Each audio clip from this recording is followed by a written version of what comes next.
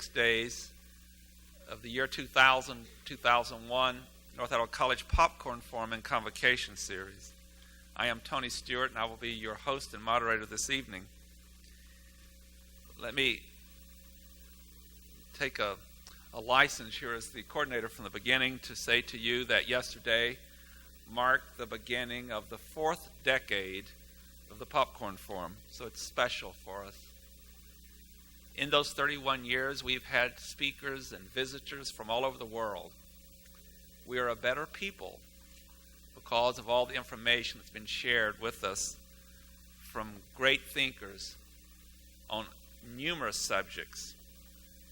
We've also been privileged to have the resources to catalog in our library hundreds and hundreds of videos capturing the ideas and enthusiasm of those speakers.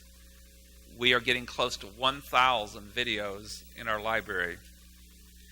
In addition to the Popcorn Forum, we have asked our visitors to do television programs with us for the last 29 years, and they've been very gracious and willing to do so. We have now surpassed 1,400 programs on a weekly basis for PBS in this region. We have much to be proud of at North Idaho College, and for that to happen, it's taken a very large team. There are different people on this campus that every year take on the same responsibilities of setting up the facilities, providing the transportation, providing the food, and providing the technical assistance and video, auditorium staff, and our wonderful committee. It is one of the most popular committees on campus. The same people volunteer every year. And the reason they do, they see the end result of their work. It's not a document that's placed on a shelf and forgotten.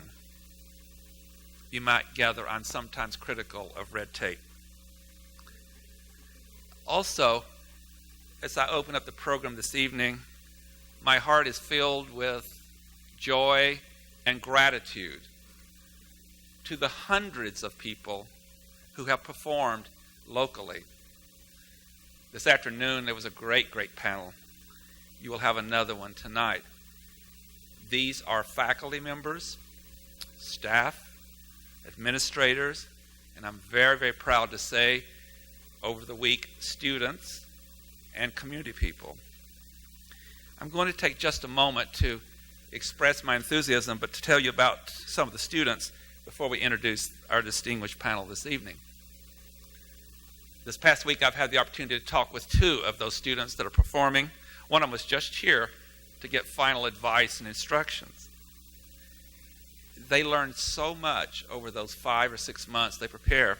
This one student will be performing on Wednesday, sat down with me last week and shared with me his character and about 9 major areas of this person's accomplishment in history. And I said to Chris, look who you are now. Look how broadened your knowledge is. He's just doing a marvelous job. This student is learning to be Renaissance. And so that is something that I need to say concerning this series as it goes through its 31st year. One of our guests tonight, who is, I think, a brilliant thinker and performer, has also inspired me over the past 24 hours as we've had time to discuss what we're all about as a race of people, the human race. And he will give a great keynote speech tomorrow at 9 o'clock. You should be present. While I'm on my soapbox, may I also say that I say to students when I find them in the student union playing cards or doing something during one of these programs, I say, shame on you. These people are not coming back, a lot of them. The pool table, the cards are going nowhere. Take an hour out to expand your knowledge. There's a good type of guilt as well as a bad type. But I want to say finally, before introducing our distinguished visitors from the past, that also this succeeds because, one, the faculty at North Idaho College make sure the students make this part of their curricula and go. And number 2, it has succeeded for 31 years because of people like you. I'm always pleasantly pleased when I come out at night and this many people turn out to such a forum. A lot of the speakers we bring in, they go around the country and they say they don't have this kind of attendance. Last year, we fell 50 people short of 6,000 people that attended the 6 days. As long as you respond like this, it is my hope this institution will continue to provide the programs. When I'm no longer here, I'm sure they will continue with this wonderful committee because of your response. So keep doing it, and they will keep coming with programs to you. And finally, one retired person said to me last year, they retired 3 years ago, and he said, I'll come as long as my health permits, and I won't miss anything. And he's here and continues. See some of my great friends in the audience, like Hugh Smith and the Hendersons, who come every year. And Hugh he's better known as President Theodore Roosevelt, and he's performed in the past. Thank all of you. With that, let us get into our program. Our format this evening will be one of each historical character presenting for approximately 10 minutes, and my great secretary, Karen Tennyson, will time them. And when they finish, all of them, then we shall open it up to questions from the audience. And today we've had a great success with just outstanding questions of substance. When we finish the question period, then they will go out of character and tell you why they did it and what it has meant to them. We are also doing a 10-week series on PBS, which will start airing this summer on the KSPS in Spokane on Sundays, and then on the other stations on Saturdays, such as KUID out of Moscow. Our first presenter this evening from the past, and we've had over 200 people in the last 6 years from the past to come alive and visit North Idaho College. Our first historical presenter and hero who suffered in the end death at the hands of those who preach bigotry and superiority of a race, and that is the Nazi movement. Our presenter is Anne Frank, who lived from 1929 to only 1945. She was a German Jewish teenager who wrote the famous diary that has been translated into 55 languages while hiding from the Nazis during World War II for more than 2 years in an apartment with her family. There were many heroes in Germany who helped save people from this atrocious regime under Adolf Hitler. Coming back from the past, will you join me in welcoming Anne Frank?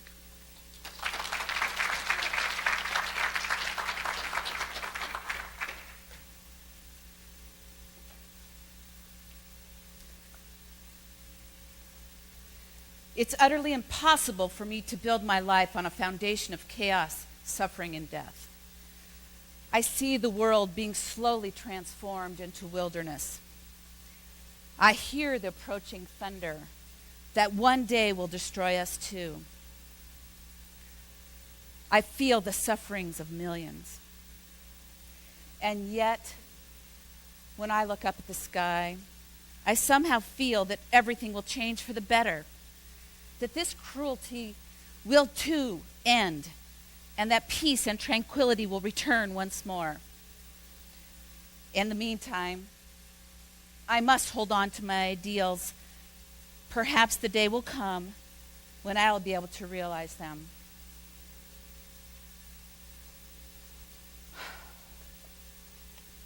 My name's Anne Frank. I was born in Frankfurt, Germany in 1929 to a fairly well-to-do family.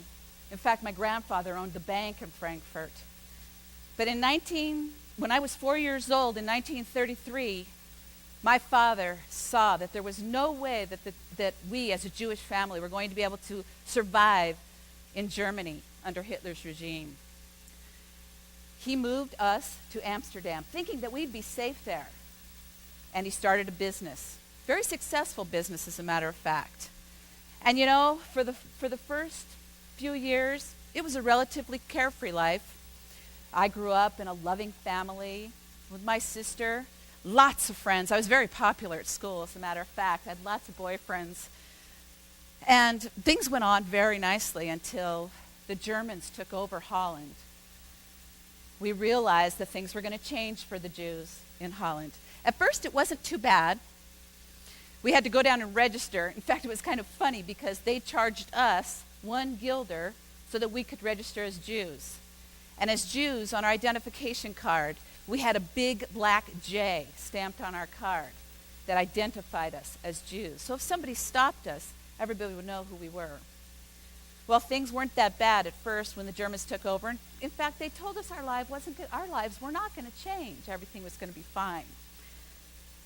Well, it didn't take too long where we started seeing those signs up on the public beaches, forbidden to Jews. The public transportation, forbidden. We couldn't go to the swimming pools. We couldn't go to the theaters. We couldn't go to the movies. We couldn't do anything that was fun, especially for a 13-year-old like me who liked to have fun. It got to the point where we were not even allowed to associate with anybody that was not Jewish. It wasn't so bad when I had to go to the Jewish school, but I missed my non-Jewish friends. I could still see them after school for a while. But when the edict was passed that we could not associate with non-Jews, it was just horrible. I couldn't understand it. My parents tried to protect me from the real truth. And that was that the Nazis were definitely taking over and our lives truly were going to be changed forever. There were riots in the streets. You could be arrested for just walking down the street, not even doing anything. Just be arrested, maybe for walking on the wrong side of the street. One day, we got the word that all Jews over 6 years old had to wear these yellow stars. They started this in Germany, and of course the Amsterdam Jews were no different. We hated wearing these stars, not because we hate the Star of David, because no, we don't hate the Star of David. But we hated the fact that we had to be different from everybody else just because of our faith. And that because of wearing this yellow star, that we were subject to a harassment for no reason by anybody, by the police, by Dutch people, anybody that wanted to. One day, the worst thing that could have happened to our family happened. We got a letter in the mail calling my sister Margot to a work camp. We were terrified. What were we going to do? Well, my father said, there's no way Margot's going to a work camp. So on the morning that she was supposed to report, we went into hiding. It was pouring down rain that day. Meek, my father's secretary, came to get Margot on a bike. Now, this was scary enough as it was because, of course, as Jews, we were not allowed to have bikes. If Margot were caught on that bike, she would be arrested, sent to prison, and probably put to death. They took off early in the morning, about 7 o'clock. My father and mother and I hurriedly packed some last-minute things. We layered ourselves with clothing because, of course, Jewish people couldn't be seen walking down the street with luggage. We would be arrested for sure. So we were layered with clothing, as many items as we could put on without arousing suspicion. I was allowed to carry a small satchel. And being 13, I packed the essentials in that satchel. My curlers, photos of friends, and my diary. I got this diary for my 13th birthday. Only 2 months prior, I had barely gotten to get started in it. But I knew that that was something I wanted. My mother said to me, why don't you put some clothes in your satchel? You're going to need some things. I said to my mother, memories mean more to me than dresses. And I'm so glad I brought this diary with me. My father and my mother and I walked for over an hour in the pouring down rain, terrified that somebody would stop us. But we made it to my father's business. We walked up this very narrow flight of stairs. There was this very small opening in the door. It was a small door, actually. We went through that door, and I looked around. There was 4 rooms that I had never seen before. Now, I had been at my father's business as a child playing around that building for years. But there was what I call a secret annex. And we have been in hiding in this secret annex for over 2 years now. Yeah, I was 13 when we moved into this annex, and I already had my 15th birthday. Can you imagine spending over 2 years in 4 small rooms, 24 hours a day, 7 days a week, with your mother, who, I don't get along with very well? Are there any teenagers in here that maybe have had some fights with their mother? And she doesn't understand you. You try to tell her something, and she tells you something that's just totally idiotic. And you want to get away. Well, there's nowhere to go. In fact, my mother's always telling me, you shouldn't talk back. You should be respectful to your elders. You should think about the people who are miserable. Don't be so selfish. Well, how can I think about people who are miserable? I am miserable. It's difficult to talk to her. And I can't get away. It's horrible. We also have with us the Van Pels family, Mr. and Mrs. Van Pels. They're fighting constantly. I'm always afraid their fighting is going to arouse suspicion because they're so noisy and it scares me. And then there's Peter. He's just a doormat. He lets his parents push him around, and he never stands up for his rights. They think young people shouldn't have an opinion. Well, I have an opinion, and I think they should listen to my opinion because my opinions are good. And then there's Dr. Pfeffer, the dentist. He moved in with us after about a year. And can you believe it? I have to share a room with this man. He snores constantly. It's terrible. Do you hear that clock tower? That's the bell chiming. At 8:30, the workers come to my father's warehouse. And at that time, we have to be very quiet. In fact, we can't wear our shoes because that will make too much noise if we have to get up. We can't go to the bathroom. We have to wait till lunchtime when all the workers leave. We can't even talk to each other. All we can do is study, maybe take a nap, whisper, even walking around on our tippy toes. What if the floor would creak? What if one of those workers would hear us and turn us in? There's a reward for turning in Jews. We would be arrested, sent to a concentration camp. We've heard about the horrors. We know what's going on out there. So shh.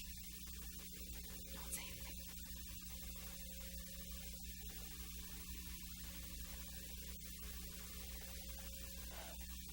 We've been strongly reminded of the fact that we're Jews in chains, chained to one spot, without any rights, but with 1,000 obligations. We must put our feelings aside. We must be brave and strong, bear discomfort without complaint, do whatever is in our power, and trust in God. One day this terrible war will be over. The time will come when we'll be people again and not just Jews. But we're much too young to deal with these problems. We're forced to deal with them. Ideals, dreams, cherished hopes rise within us only to be crushed by grim reality. It's a wonder I haven't abandoned all my ideals. They seem so absurd and impractical. Yet I cling to them because I still believe, in spite of everything, that people are truly good at heart.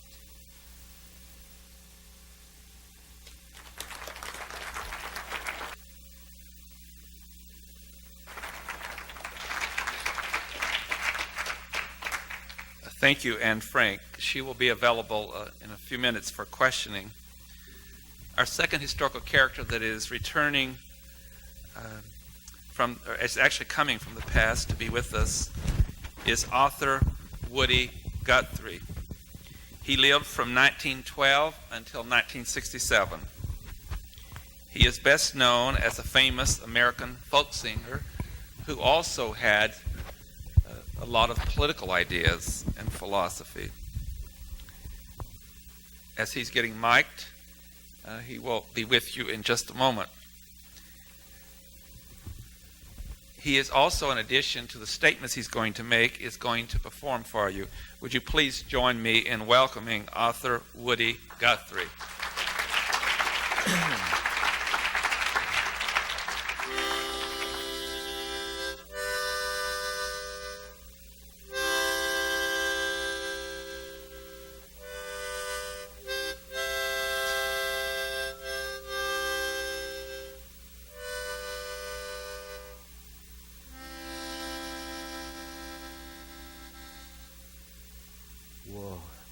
It's been hard traveling. You know, if I don't hitch a ride real soon, there's going to be caught in this Portland rain shower. You know, I can't blame Mary. You know, this is no life for a family and kids. You know, I'm a traveling man. I've been all around the country. And when I told Mary I was going to head back to New York, she said, well, you go right ahead because I'm going to go down south to El Paso, Texas. I'm going to put the kids back in school because that's where they need to be. So I think that's pretty much it for Mary and me. You know, we started up here from California.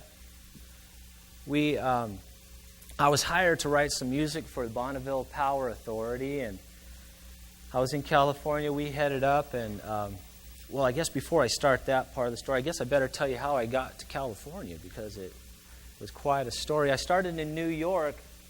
Had a pretty good gig working for a couple radio stations. I had my own program. I was getting paid a lot of money, but I started performing on this radio program, and they told me that I had to get all my music approved. I thought, that's not for me, so I quit the job. Bought myself a brand new Plymouth car and went back home, told Mary, you pack that car, we're taking the kids, and we're going back to California. So that's just what we did. See, I used to be in California. I had 2 different jobs in California. I thought, that's easy. I'll just head back to California, get those jobs back.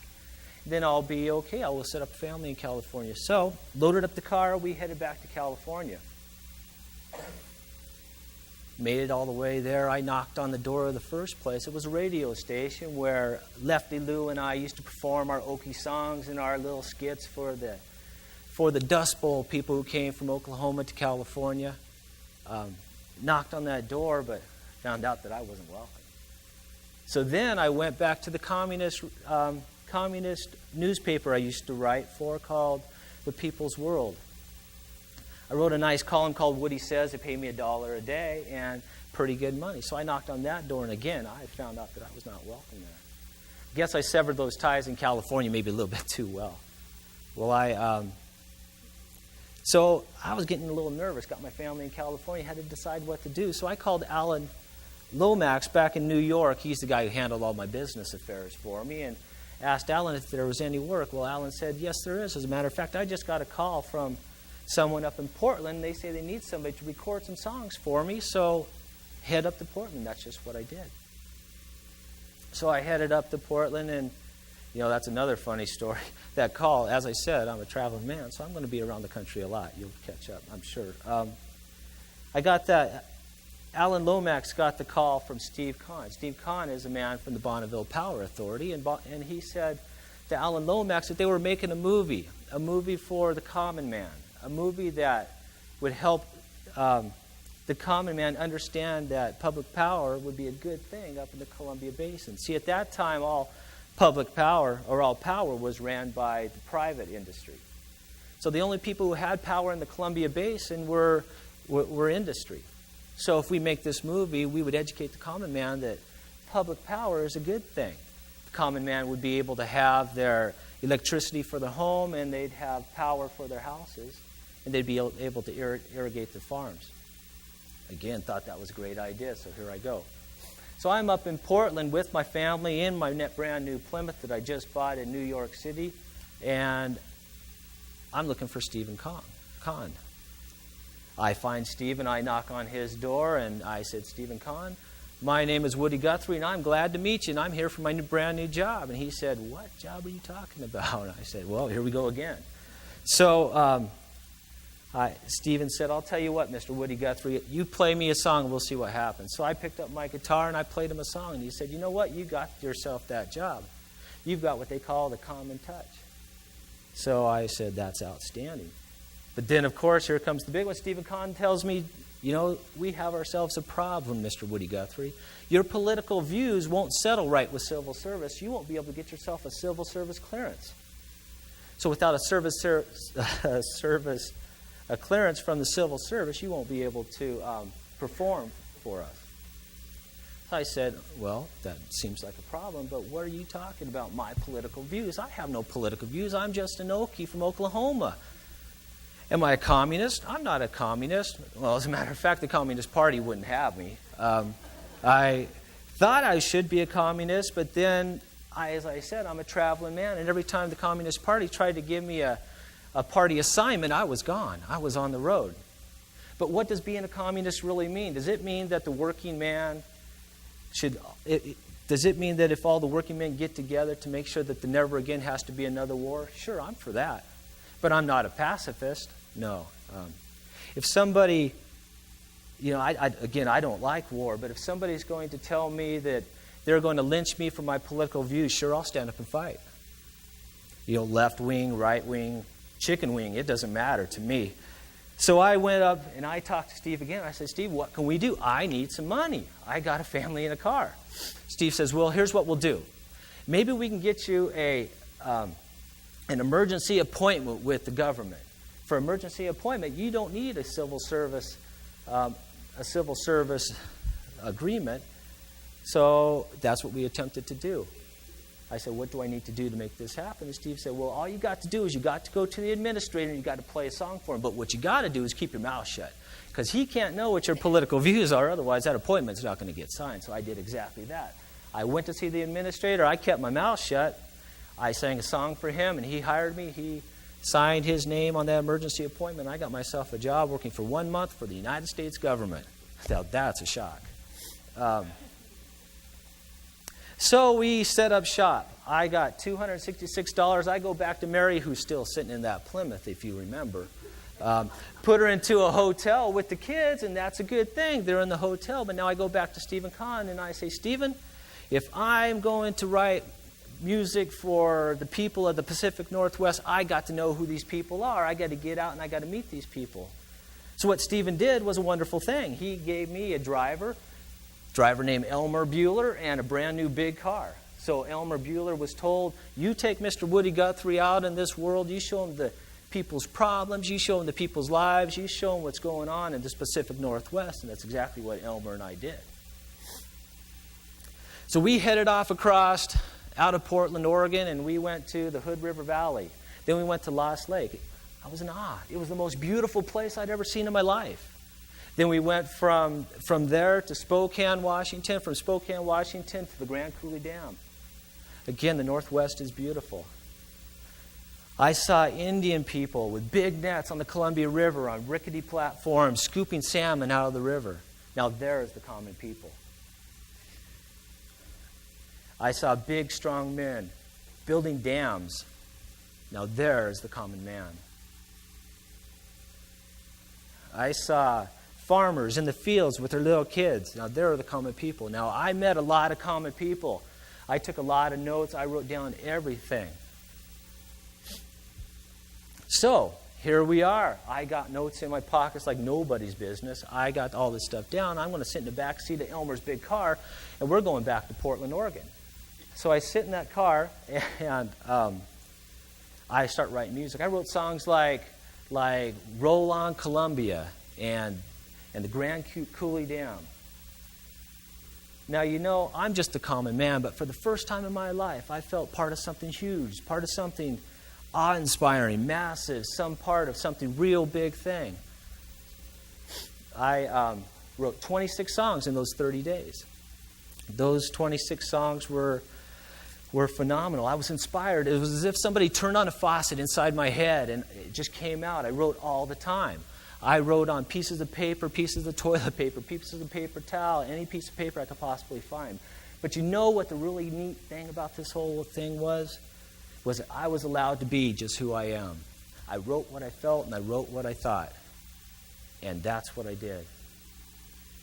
So back to Mary and me. Mary and I was a traveling man. As I said, at the age of 13, I well, they put my mom in a hospital to get her nerves kind of quieted down. And my dad moved from Oklahoma up to Texas, so I stayed there and I became an Oklahoma citizen. My brother and I moved into a house with a family of 13.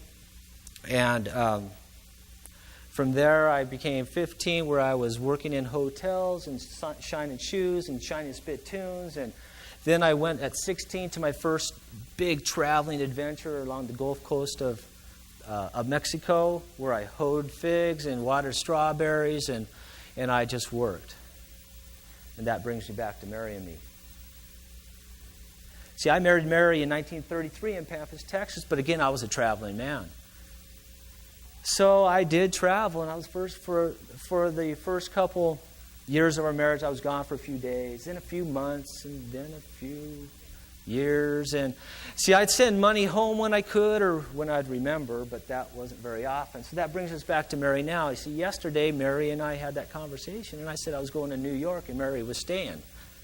So Mary's down in Texas, and I'm up here.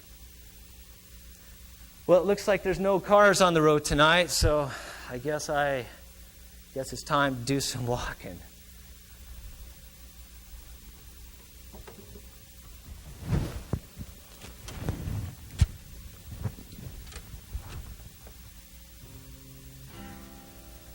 As I was walking this ribbon-on highway, I saw above me.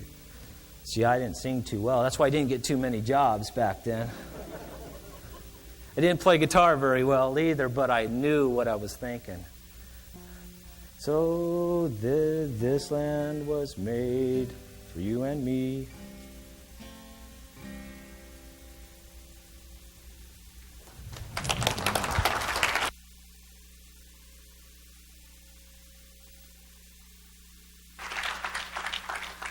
Thank you, Woody. Our third presenter from the past. All of you will know this person who was the third president of the United States. President Thomas Jefferson lived from 1743 to 1826 and was elected president in 1800 and re-elected in 1804. Thomas Jefferson has been considered one of the greatest presidents of the country and certainly deserves much of the credit for the debate that took place between the Federalists and the Anti-Federalists, and he was certainly not a Federalist. He had oftentimes great debates and disagreements with such leaders as Alexander Hamilton. He has returned to North Idaho College for the 6th time in 6 years. Ladies and gentlemen, join me in welcoming our third president, the Honorable Thomas Jefferson, President of the United States.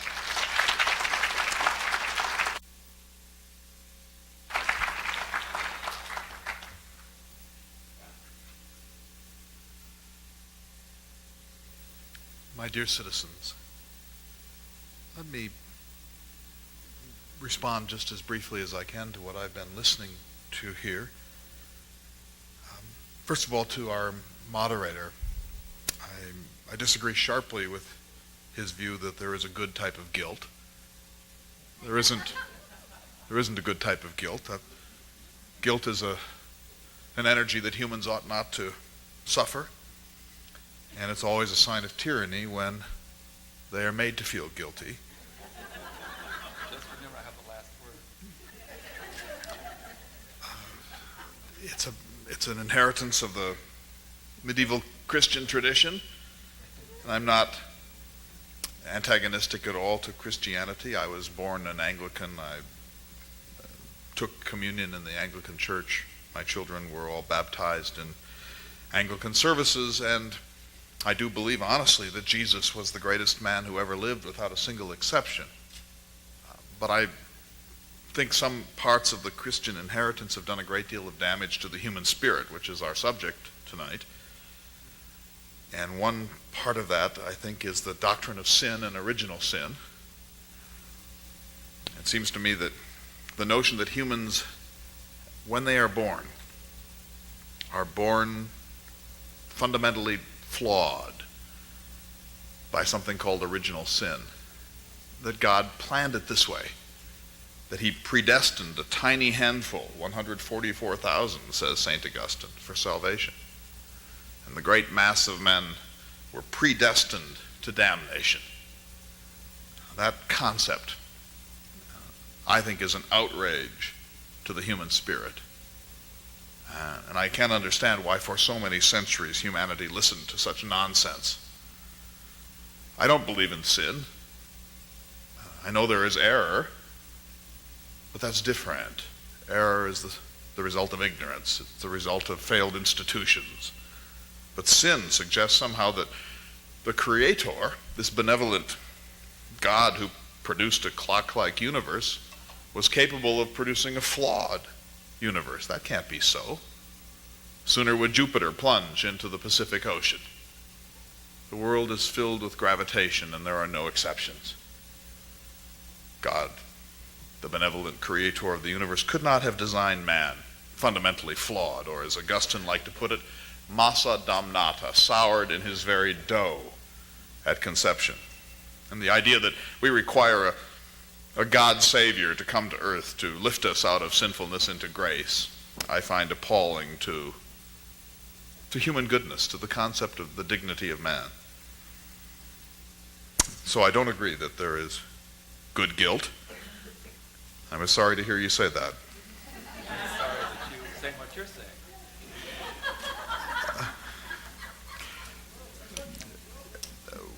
But let me get serious about this, because we have heard from Anne Frank, and the story is a story of enormous tyranny. Why? Why does this happen?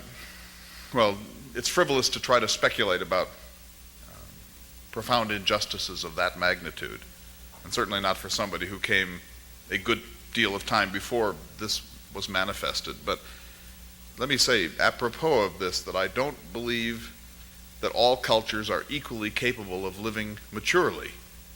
I have a stage theory of civilization, and I frankly believe that there's only one civilization in the world that knows how to treat people with dignity and equality, and that's the Anglo-American constitutional tradition.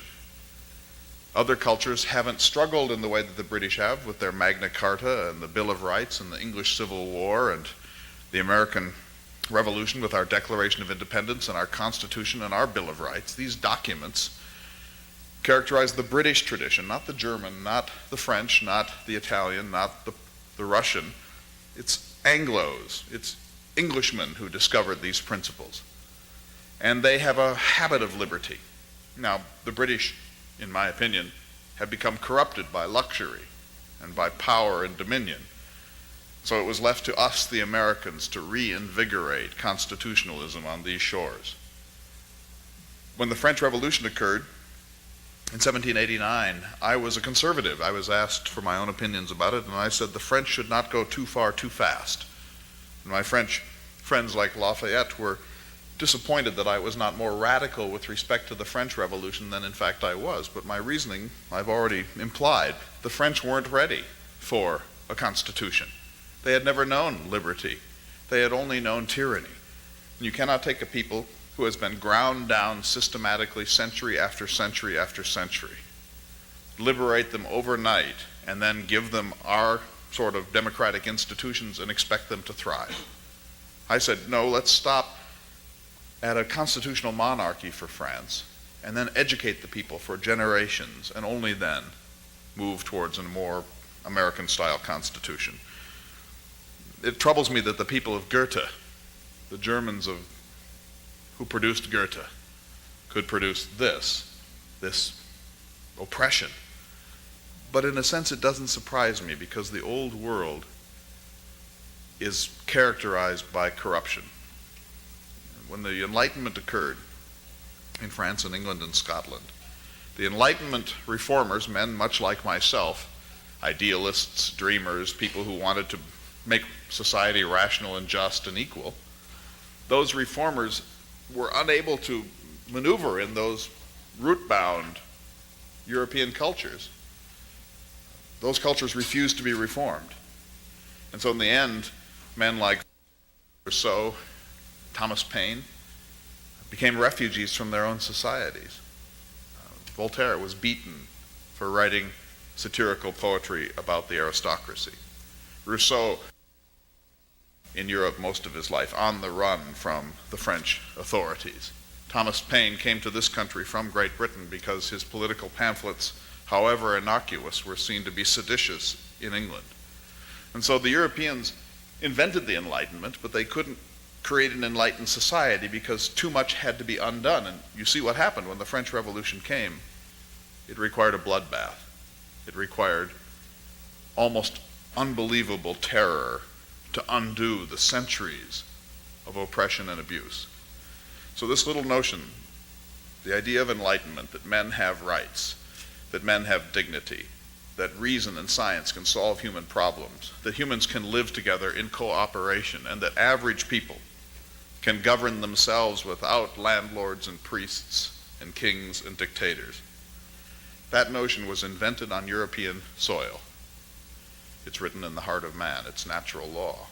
But it couldn't be realized there because those cultures were corrupt. And so it had to be translated from Europe to America, what I would call a blank slate, a tabula rasa.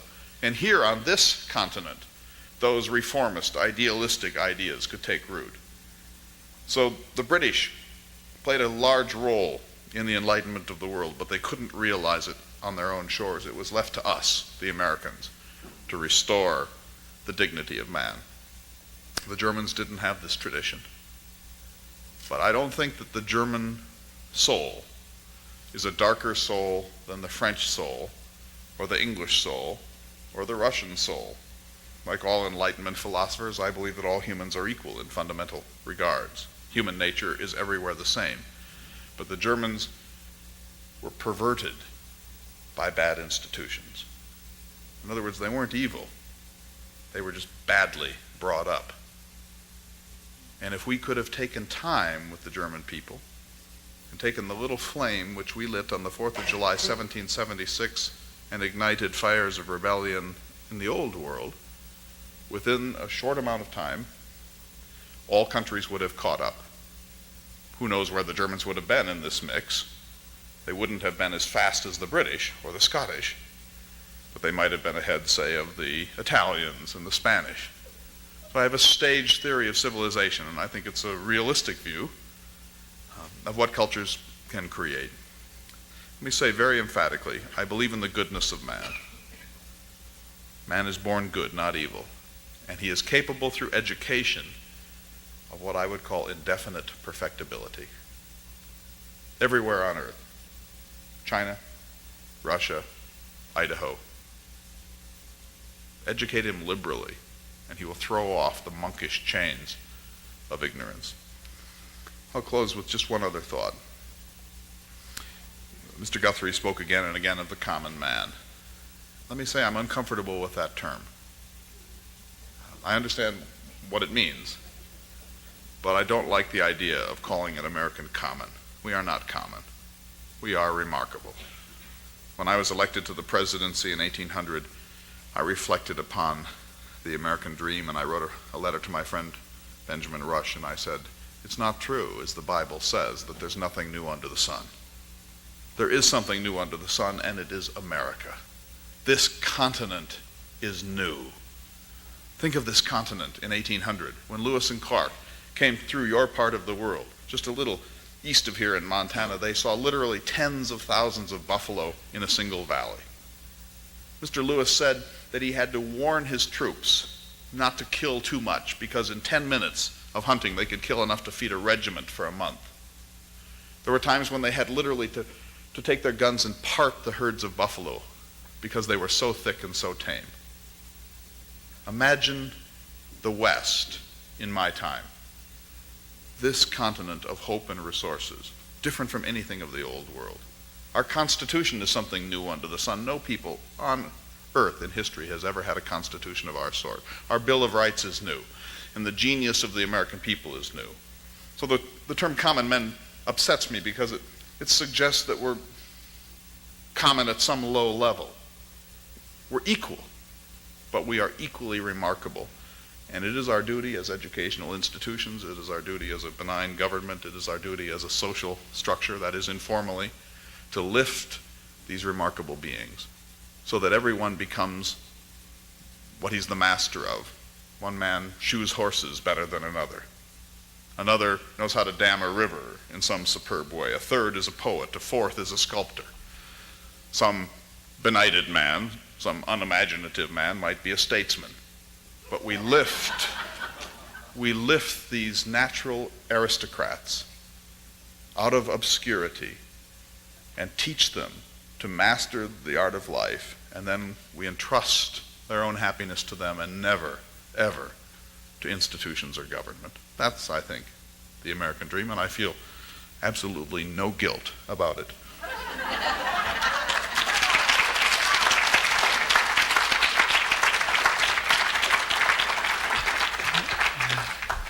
Thank you, Mr. President. Now, ladies and gentlemen, we're going to open it up to questions, and we have 3 guests here. But as I open it up, one person on the panel is not here this evening. Unfortunately, there's been a tragedy in the family, and that's why the other will not be doing Helen Hunt Jackson this evening.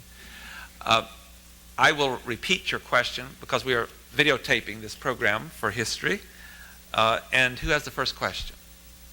You can direct your questions at all 3 or just one. Sir, recently I read that Mr. Hamilton and his group approached one of the princes of Prussia, possibly be the ruler of America. Am I wrong at this point? And I was wondering how you compared your philosophy to Hamilton. Well, there are 2 questions there. One is, did Mr. Hamilton approach the Germans, the Prussians, to try to bring monarchy to this country? I don't think Mr. Hamilton was imaginative enough to think of that, but if he had, this certainly would have appealed to him. But Hamilton was a British monarchist. He wanted a British-style monarchy, and he saw himself as the prime minister under that system. So I don't think that that's in the realm of possibility, even for Mr. Hamilton. But as to our differences, there isn't time enough for me to outline it, even in the shortest order. Let me say this: we agreed on 2 things. We both admired greatly George Washington, and we both distrusted Aaron Burr. Beyond that, we disagreed on every subject. He was for a strong military. I'm more or less a pacifist. He was for an industrial economy. I'm a pastoralist who believes in an agrarian democracy. He was a nationalist. I believe in states' rights. He believed in judicial supremacy. I'm for legislative supremacy. Mr. Hamilton, in his first letter, said to his friend Edward, "Ned, I wish there was a war." And he spent his whole life thirsting for military glory. I'm a man of harmony, and I think that war is the worst possible thing that could come to American shores. He's the author of The National Debt. I consider a national debt to be a national disgrace, and so on and so forth. But let me say, with as much politeness as I can muster, you have followed Mr. Hamilton's vision, not mine. Thank you. Next question, please. I have a question for President Jefferson. You made reference to a mature society, and I was wondering if you would juxtapose that concept with the kind of leaders that founded this country, yourself, James Madison, Thomas Paine, and the Adams, within the concept of maturity, the kind of leadership we have today. The question is that President Jefferson's asked to talk about the maturity of his time and system with President Jefferson and others, such as Adams and Madison, and compare that with today's maturity or lack thereof. I hear an implied critique in your question of your own leadership. I don't share that. Good. Let me just say this much. First of all, I think that we were remarkable for this reason. We were living in a revolutionary time, and revolutions sharpen the ideals of the men who are engaged in them. And so we were made better than we naturally were by the circumstances of the war and our national struggle for independence. Secondly, there were very few vocations for men of talent in my time. Farmer, preacher, doctor, statesman. Well, no rational being would be a lawyer. So there were very few vocations that men of talents could filter their talents through. In your time, men and women of talents can do anything they please, and so you have diffused your genius more broadly in your culture than we have done. Third, and this is, I think, the most important point, we read deeply in the history of leadership. Even George Washington, who had effectively a schoolboy's education, had read his Plutarch, had read his Livy, had read his Tacitus. George Washington sharpened his own presidential character in the pages of the Greek biographer Plutarch. No generation in human history has been as classically educated as mine was. I was the most bookish of these men. I read about 12 hours a day when I was a young man. But even the merest reader, like Tom Paine or Alexander Hamilton, was more deeply immersed in the classical tradition than people of your time are. And so we had models of leadership that we took from all history, and we tried to apply them in this culture. So I don't think that we were better men than you, but I think we were made better by circumstances in some regards. If you had a time of grave crisis, I dare say the best in your own culture would emerge. Thank you. Can we have a question now for either Anne Frank or Woody Guthrie? I wanted to ask Anne. Anne, you must have had a version of homeschooling. Who was your teacher? One of the head moms or your parents? The question is, you were homeschooled at that time when you were confined, and who were your teachers? Yes, when I was in hiding, we filled our time studying. That was one thing that helped pass the time when we had to be so quiet. My main teacher was my father. He helped me learn English. I studied history, geography. I took a correspondence course in shorthand. We also, the children, the young teenagers, Peter, Margot, and myself studied together. And I would help Peter with his English. Margot would help me with my German, because, of course, we all spoke Dutch. But the main teacher for all of us was my father. Mr. Van Pels, who I call Van Dam in my diary, was too impatient. He was a very impatient man. And, of course, my mother and I could barely speak to each other. We could barely be in the same room. And I couldn't stand Mrs. Van Pels because she was a shrieky, complaining woman. So my father was really the only adult that could really sit and help me with my studies. Thank you. Next question. Please, Frank. For Anne Frank, the comment that I was 3 years ago able to visit the place where you lived. It's unbelievable. I can't imagine being there for 2 weeks, much less than 2 years. Got 2 questions. Sure. During those 2 periods, who was the friend who secretly got to your family with food and other necessities you needed each day? And the second question, have historians ever identified who reported your family was living? 2 questions. The first one dealing with who provided you such services as food, living in those small confinements for over 2 years. And the second question was, again, who told on them? Do you have a historical record of how that happened? Well, I'm so glad you asked that question, because in my mind, the people who helped us were the real heroes. The people of the Dutch resistance who helped all the Jews in Holland, hid them and got them food and the things that they needed. There were 4 people that helped us when we were in hiding. My father's 2 secretaries, but the main, and 2 other men who worked for my father, who actually, when the Germans decided that Jews could not own businesses, my father, they were such trusted employees that my father was able to put his business in their name and still be able to make a living for his family for many years. But the person who really was our angel, and that's what I called her, was Miep Gies and her husband, Jan. Little did I know until we were arrested, and my father let me know some other things, was that not only were they helping us, 8 people, but they're also hiding a young man in their attic. as well as being very active members of the Dutch resistance and helping other families go into hiding.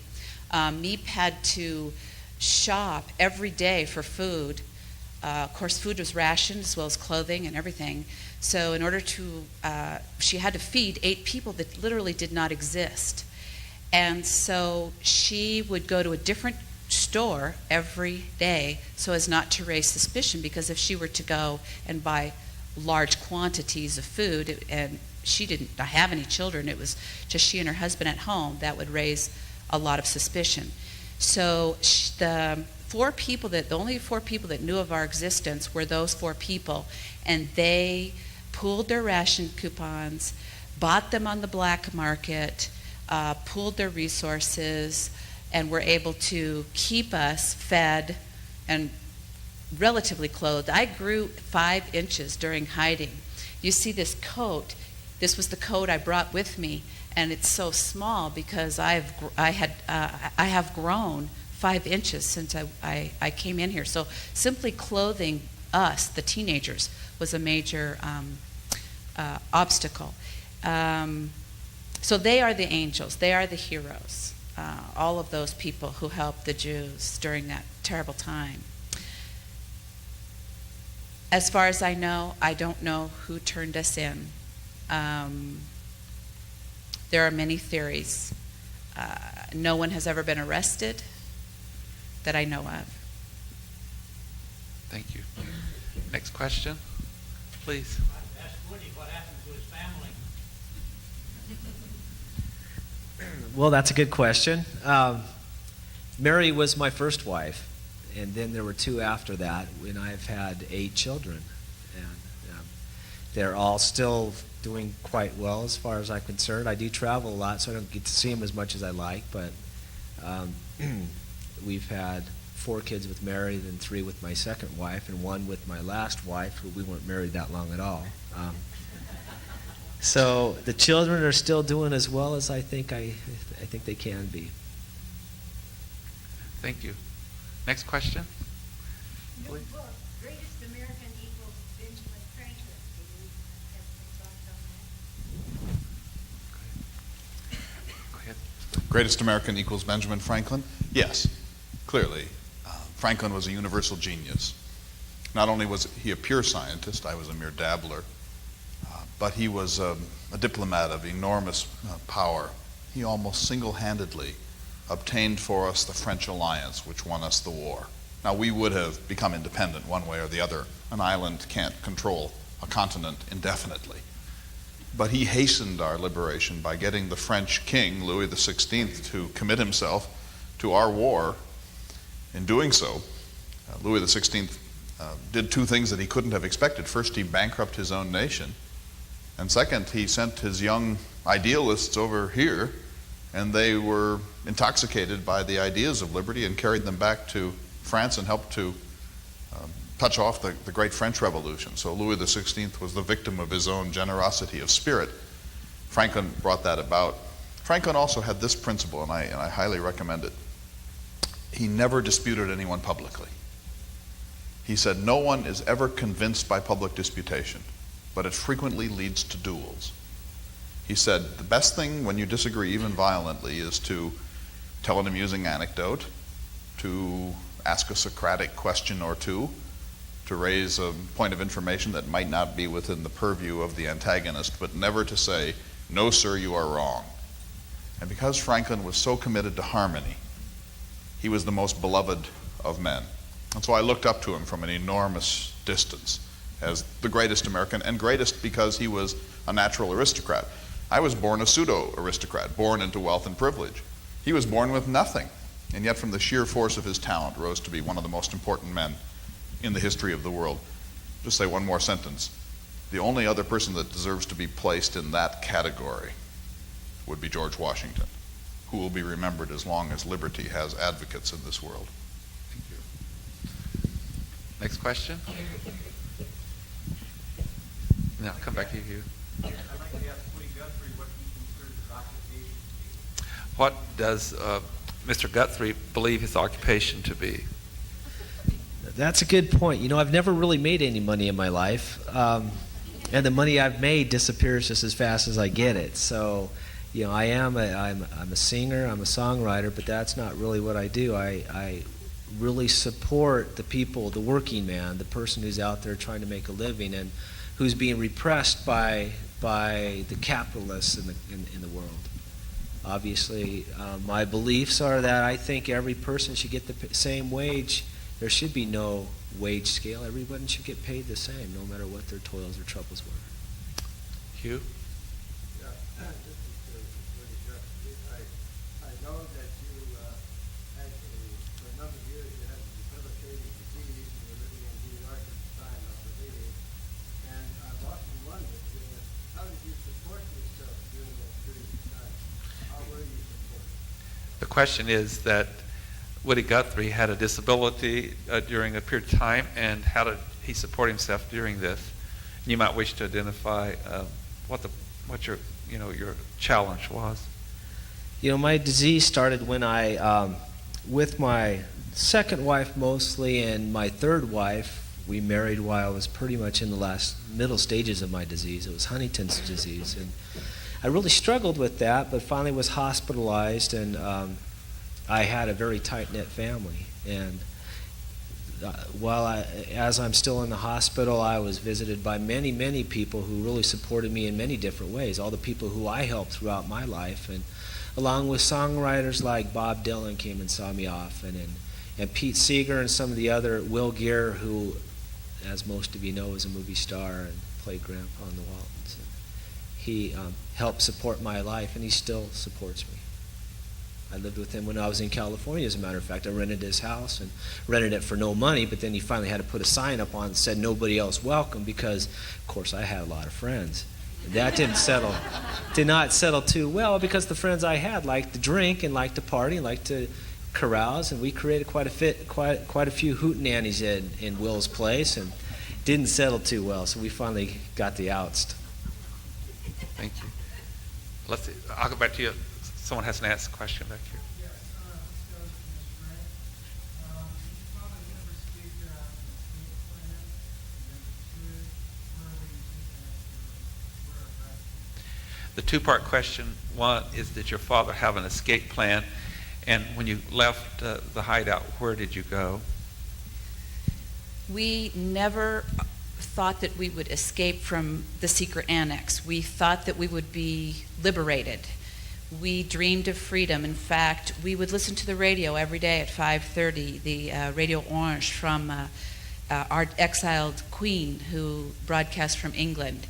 And we had high hopes that the Allied forces would take Holland back for us and we would be free. In fact, we heard on the radio just the other day that it was D-Day and that Normandy had been invaded, and we were very hopeful. There had been attempts on Hitler's life, so we knew that the Germans were failing. Their strength was failing.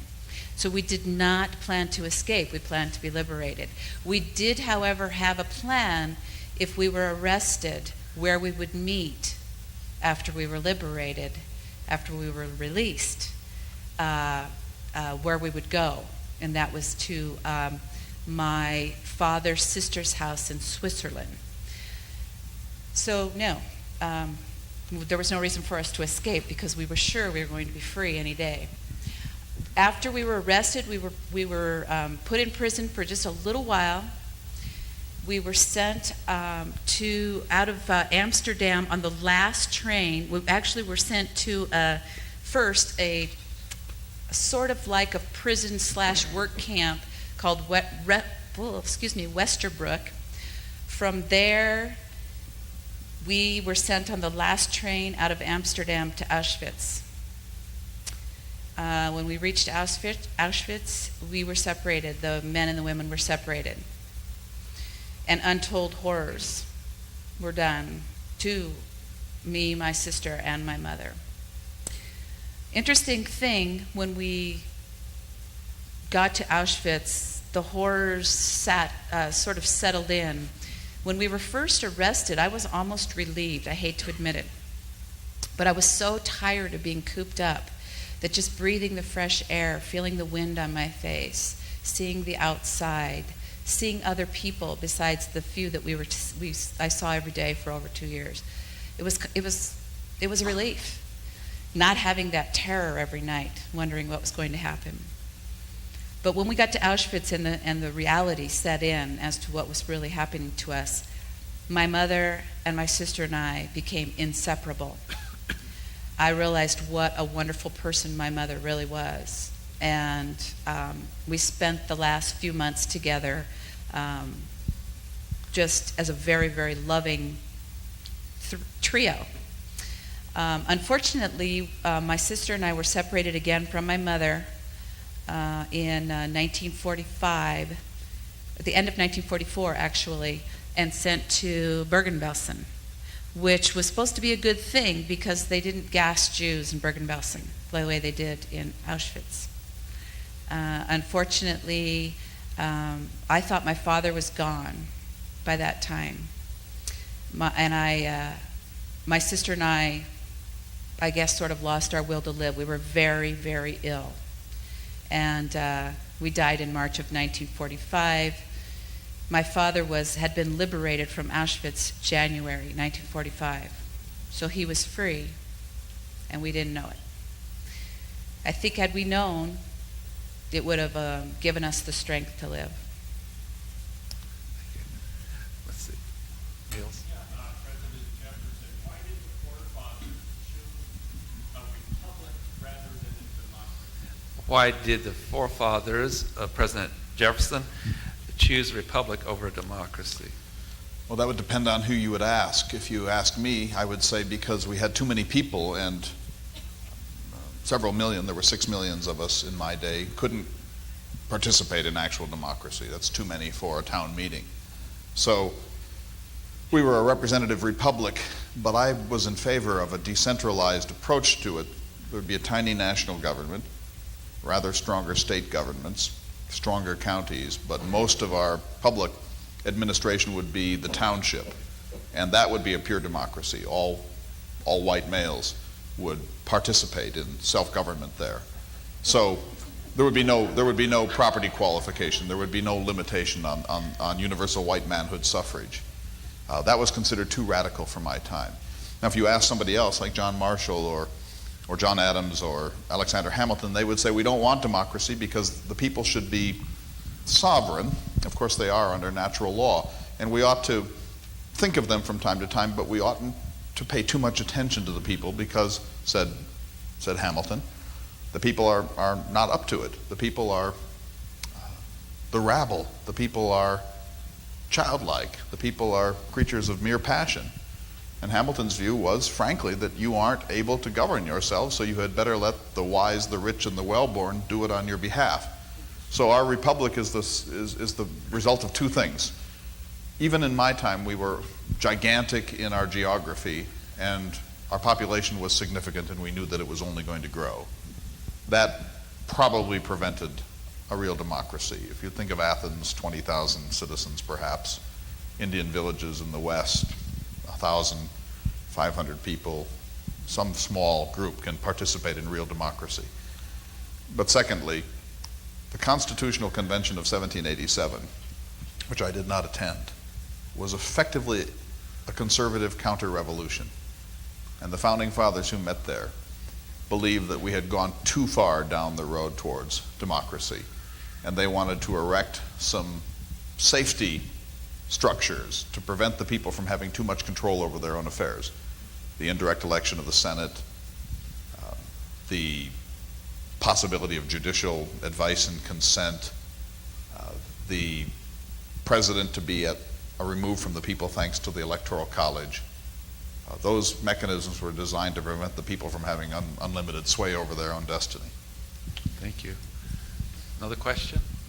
Yes, sir. Mr. President, if you could continue your speculation, given that some of Hamilton's ideas would take stronger root than yours for, say, 200 years, how would you see your experiment in the Constitution holding out? The question is, Mr. President, if you could have seen into the future and see that Hamilton's ideas would prevail more than yours in the structure of our government, how would you react to that fact?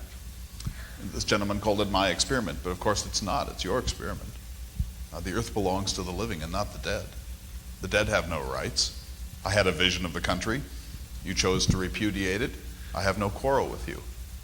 You're a sovereign generation, and one generation must look on its predecessor as France looks on Switzerland.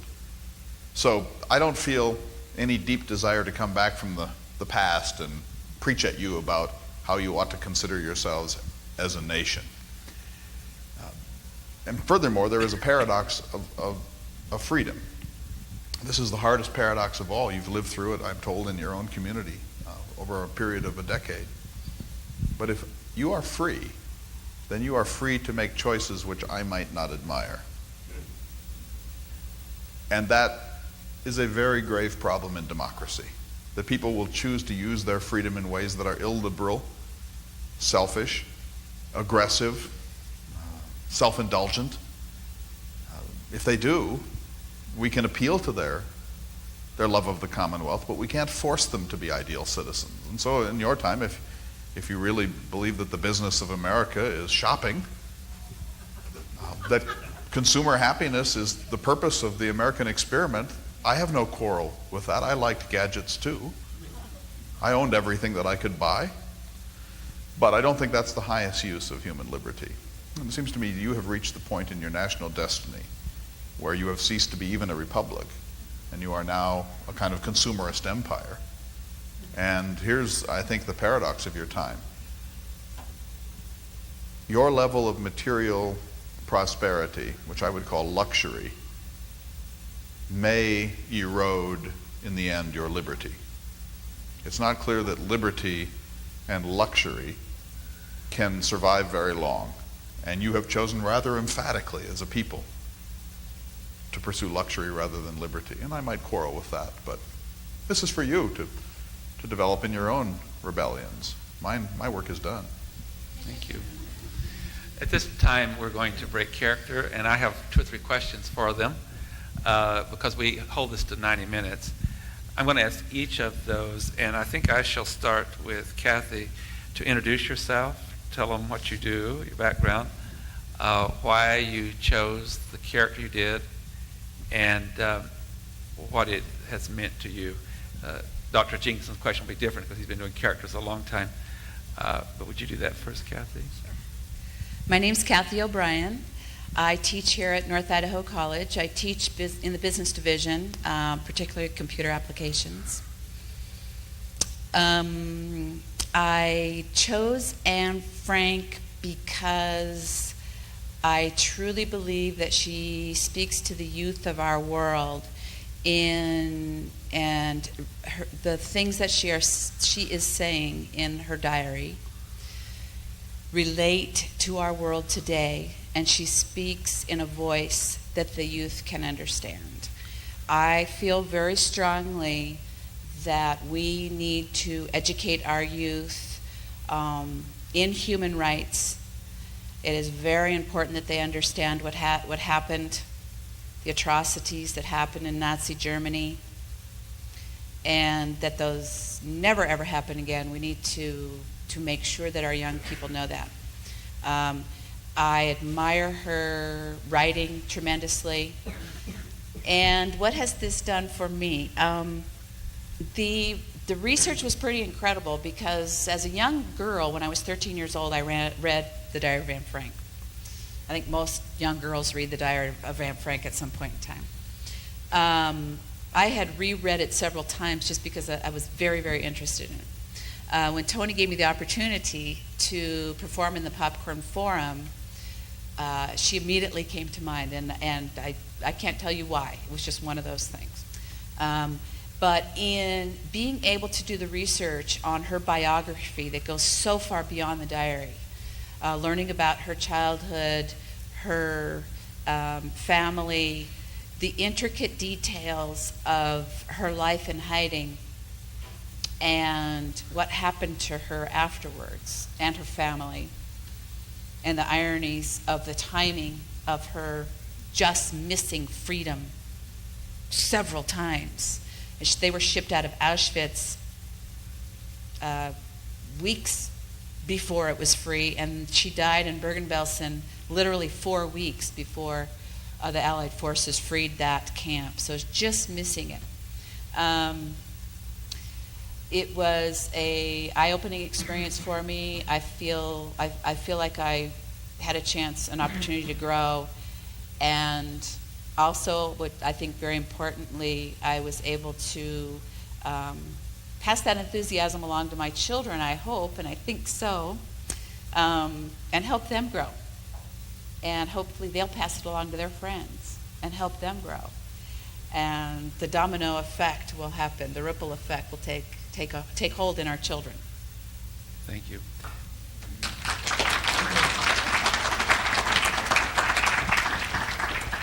May I have a footnote here for you, Kathy, in playing Anne Frank? If she could speak to us today, she would be very pleased with our community. Yes. 12 members of a jury on September the 7th, year 2000, said to the world headquarters of the Aryan Nations, which is an attempt to revive the Third Reich, no, you cannot commit criminal acts, and you can be punished both criminally and civilly. And so the people have spoken, and I know she would, in her spirit, be glad. Absolutely. Bill, please. I'm Bill Rutherford, and I'm the food service director here at the college, as you could tell. And Woody Guthrie was intriguing. I actually didn't choose Woody Guthrie. Tony helped me choose Woody Guthrie. But I mean, I was leaning towards somebody musical, which I really liked, and contemporary musical people I like, but I really like some of the old school people a little bit better. And Woody Guthrie is old school. What I learned from it most, I think, was Woody was he was a person for himself. He really did what he thought was morally right for himself and for the country. And he intrigued me because money was never his final goal. He never searched for the mighty dollar. It was all about freedom and the experiences he could experience in his life, and which, of course, was a detriment to his family. But it was really important to him to get that full life feeling and always be on the road and always traveling. It was pretty interesting. I also liked the way he dealt with issues. He never gave things titles or went along the party line. He always kept his own feelings about things. So the communism issue, he never called himself a communist, but he had some of the beliefs, but he also had some different beliefs that were totally opposite of that. So he was never drawn into one particular political movement. He always spoke his own mind. I thought that was intriguing. Thank you.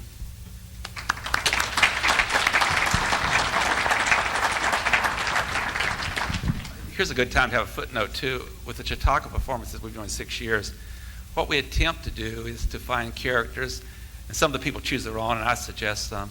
We try to have people on the right, on the left, in the middle, those who did good and those who did bad, warts and all. And so that's what I think has happened over the 6 years. I'm going to introduce the third person a little different because he is our visiting scholar, and he's truly a scholar. Many of you have seen him here before. He's a great friend, and he really is so committed to us. And for 6 years, because of his training here in January and his performances, he's raised our format to a very high level, and you can see it in our other performers, so many of them that he has helped train. Our guest, Dr. Clay Jenkinson, is a Rhodes Scholar. That in itself says a lot. He's also a former professor of ancient studies at the University of Nevada in Reno. He has appeared before audiences all over the country, including for the President of the United States, members of Congress, the Cabinet, at the United Nations. I recently saw him last year perform before the state legislators at a national conference. Dr. Jenkinson is an author, is a student of many subjects: philosophy, theology, politics.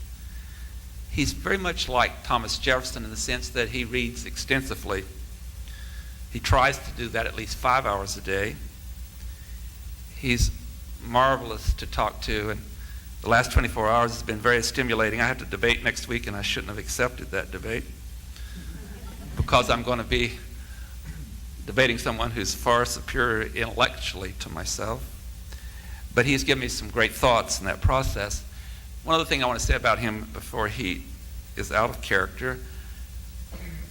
Dr. Jenkinson loves knowledge, information, and wisdom. And he will share that tomorrow morning at 9 o'clock when he speaks on a fascinating topic. And that has to do with being ready when the moment comes. It's a marvelous speech. He and I have been discussing it over the last 24 hours. In fact, it is so good that I think what it needs to be is a commencement speech by him at universities to inspire college graduates to go out and be ready for the moment. There's a great recorded number of people in history that were ready for the moment. And I'll only give one example, and that was Rosa Parks when she wouldn't stand any longer. And when she sat on that bus, she started a revolution that Dr. King led. She was ready for the moment, and so was Dr. King. That's what you'll get tomorrow. But again, I hope you will join me in showing your appreciation. And by the way, he has a wonderful new book out called The Character of Meriwether Lewis. It's just out, and it's getting great reviews. He's doing a lot of writing about Thomas Jefferson. He does many other characters also.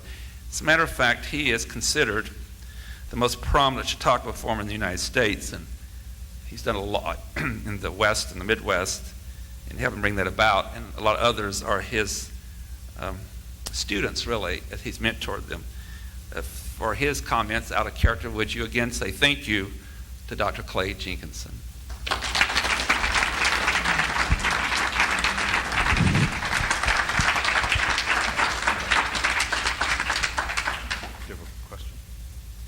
I don't get a question. All right. No. Okay. You know what to say. Well, that was much more praise than I deserve, but I certainly appreciate it. It's such a delight to come back. I love it here. I see lots of people that I know. I don't take any credit for Chautauqua training. I thought you were just superb. What a marvelous window on history we've just had from people who have other lives to lead. This isn't what they do. This is what they've chosen to do extra, beyond the commitment that they've made to the community. So that's really just tremendous, and it's so delightful to see this movement really taking root around the country. When we began it in North Dakota in 1981, everyone laughed at us. A friend of mine and I reinvented Chautauqua, and we wrote a grant to the National Endowment for the Humanities, and we said, what we want to do is erect a huge tent on the Great Plains and have people dress up like dead people. And they said, this doesn't sound like the best idea we've ever heard. They said, number one, there's that tent thing on the Great Plains. The wind, have you heard of the wind on the Great Plains? And it took a long time for us to convince the National Endowment for the Humanities and the state humanities councils, like your great one here in Idaho, that this was a good idea. Now it's spread like wildfire, and I take great pride in that, not because I had much to do with it, but I think this is a really dynamic teaching method, and I learned more about Anne Frank tonight than I learned in a long number of decades before. So that's, for me, the joy of doing this. And when you do this, you hear connections. I mean, you've heard three very different people tonight, and in some ways their messages weave together, and in some ways their messages are quite different. And I think that too adds to the understanding that we have of American history. But sometimes it's very hard to portray a historical character. And Thomas Jefferson is a marvelous man, and I admire him. I've had essentially a 10-year marriage to Thomas Jefferson. I live with Jefferson. I sleep with Jefferson, I'll admit it. I think Jefferson, I read Jefferson, I'm Jefferson in a lot. I can't agree with Woody that the road life is that exciting, but I know Thomas Jefferson, and Jefferson is a deep, intimate friend of mine. But to have him here tonight saying man is good, there is no evil, there is no sin, error comes from bad institutions in the face of Nazism. Think of that. I mean, what an odd juxtaposition of the victim of the most systematic evil of the 20th century, and then this Pollyanna figure, Thomas Jefferson, who believes, just teach them Greek. They'll be all right.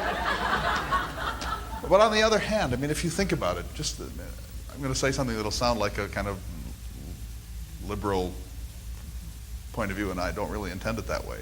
But even Hitler, I've been reading extensively about Hitler. We must admit that Hitler is the product of something that he wasn't entirely in control of. That if Hitler had been lifted at the age of 2 months out of his cramped conditions in Austria and deposited in Iowa, he would have been a very, very different human being.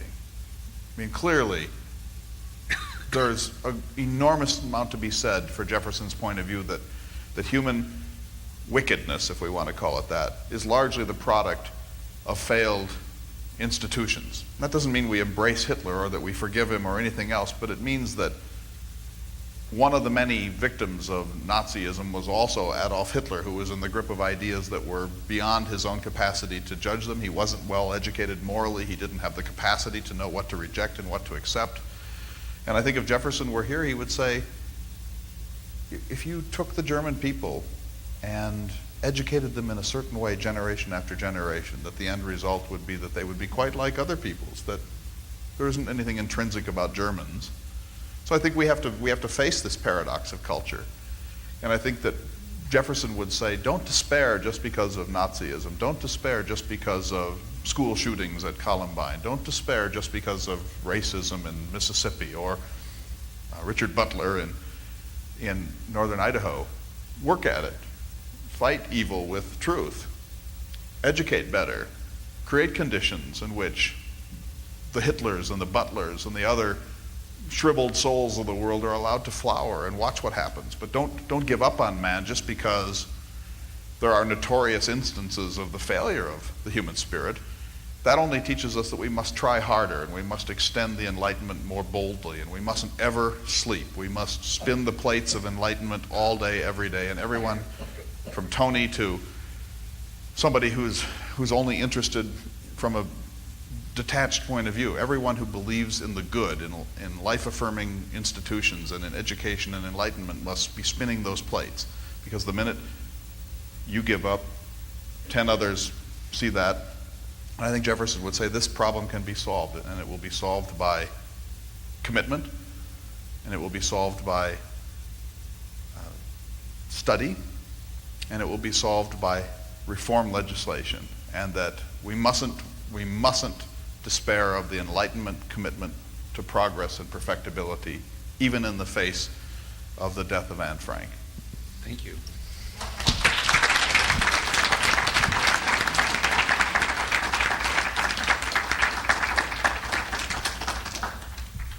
You see why we bring him here, and you see why we have all these other wonderful people that do characters. Let me close with this.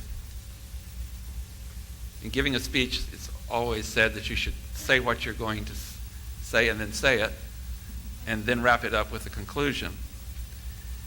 We commenced yesterday with a great jazz concert, thanks to Terry Jones, to open up our celebration of the human spirit in the form of music. And the audience last night was heightened in their human spirit. Today we have seen another example of that with Thomas Jefferson and at 1 o'clock, and again tonight with characters. And as Dr. Jenkins said, the human spirit takes on many different aspects. Today the subject's been love. Tomorrow it will be goodwill and charity with Mother Teresa, and then of course Dr. Jenkins's address. Wednesday's on beauty with the Native American community and with a great lady from Santa Fe, New Mexico, who's president of the Institute for Indian Affairs, Indian Art in Santa Fe, Dr. Warrior. And then on Thursday's work with Denise Clark doing Mother Jones, and there are other characters all day. And then starting Thursday night and Friday, humor. We chose 5 areas of the human spirit, but certainly not suggesting there aren't other areas of the human spirit. Thanks to my secretary and another member of the committee, we also wanted to incorporate into that humor of the human spirit our wonderful people at North Idaho College, and we did a takeoff on something like Candid Camera, which we can't call it that legally, but we have captured students and faculty on campus, and we'll play that tape on Thursday night and again on Friday. It's a really humorous tape. It's only 8 minutes long, but how they react to certain things called magical comedy through the lens of a camera. Every year we try to have a carrot for you, and that's the one for this year. But let me close with this. In giving human rights speeches, which is one of my most cherished opportunities, I often say this in my speech, and that's what this whole week's about. A human being has a human spirit. I visualize it with saying that internally an individual has a flame. And that flame can burn very high and maximize that great human spirit, or it can almost be extinguished by how we treat that person. And if we blow cold wind on that human spirit with bigotry, prejudice, and biases, we damage forever that human being. So I hope what comes out of this week is that you're very special, and that you take this human spirit you have, maximize your flame, and share it with others. And that's what you've done today. Thank you. We'll see you tomorrow.